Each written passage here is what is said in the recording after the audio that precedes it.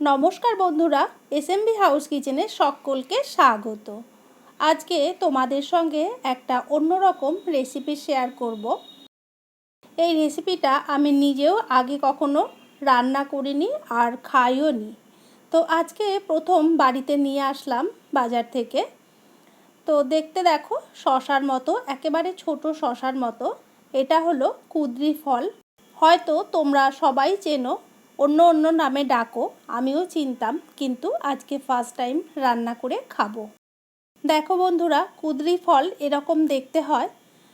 তো এবার কুঁদরিগুলোকে কেটে নেব। আমি আমার পছন্দ মতো লম্বা লম্বা করে কেটে নিয়েছি, পিছন আর সামনে একটু একটু করে বাদ দিয়ে কেটে ধুয়ে এবার রান্না করব।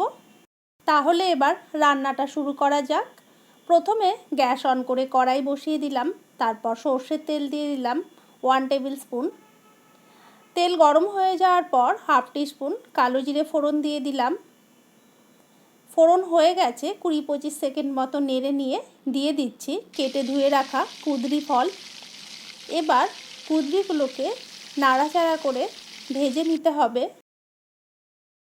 কুঁদরির এই রেসিপিটা যেমন টেস্টি খেতে আর সেরকম খুবই সোজা রান্না। তো এইভাবে নাড়াচাড়া করে ভেজে নেব। দিয়ে দিচ্ছি স্বাদ অনুযায়ী লবণ আর অল্প একটু হলুদ গুঁড়ো। বেশি হলুদ গুঁড়ো দেবো না, তাহলে কালারটা নষ্ট হয়ে যাবে। এইবার 2-3 মিনিট মতো চাপা দিয়ে রান্নাটা হতে দেব। ঢাকা খুলে নিয়ে আবারও নাড়াচাড়া করতে শুরু করে দিয়েছি। একটু নেড়ে নেওয়ার পর দেখো ভাজা ভাজা হয়ে গেছে। এই মুহূর্তে দিয়ে দিলাম কুচি করে রাখা কাঁচা পাকা লঙ্কা। তবে কুঁদরি অর্ধেক ভাজা ভাজা হয়ে যাওয়ার পর এই লঙ্কা কুচি দেবে, না হলে লঙ্কাগুলো পোড়া পোড়া দেখতে হয়ে যাবে। কুঁদরির অনেক রকম রেসিপি আছে, তবে আজকে আমি ফার্স্ট টাইম রান্না করলাম বলে এই রেসিপিটাই চুজ করলাম। প্রায় ভাজা ভাজা হয়ে গেছে। এবার সব শেষে দিয়ে দেব হাফ টিস্পুন গোলমরিচ গুঁড়ো। কুঁদরি ভাজার মধ্যে যদি গোলমরিচ পাউডার দেওয়া হয়, খেতে কিন্তু ভীষণ টেস্টি হয়। এই রেসিপিটা আমাকে আমার হাজবেন্ড করতে বলেছিল এইভাবে। তো যেমনভাবে বলেছে আমি করে দেখলাম, তারপর রান্নাটি খেয়ে দেখলাম ভীষণ টেস্টি হয়েছে। নাড়াচাড়া করে কুঁদরি ভাজা হয়ে গেল। এবার গ্যাসের ফ্লেমটাকে অফ করে একটা পাত্রের মধ্যে নামিয়ে নেব। দেখো কুঁদরি ভাজা রুটি ভাত সবের সঙ্গে খেতে কিন্তু ভীষণ ভালো লাগে।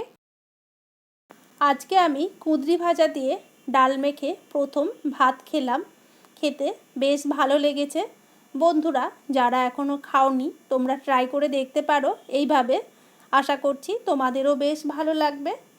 বন্ধুরা তোমরা কে কীভাবে কুঁদরি রান্না করো সেটা আমাকে কমেন্টে একটু জানিও, আর যদি এইভাবে করে থাকো তাও জানিও।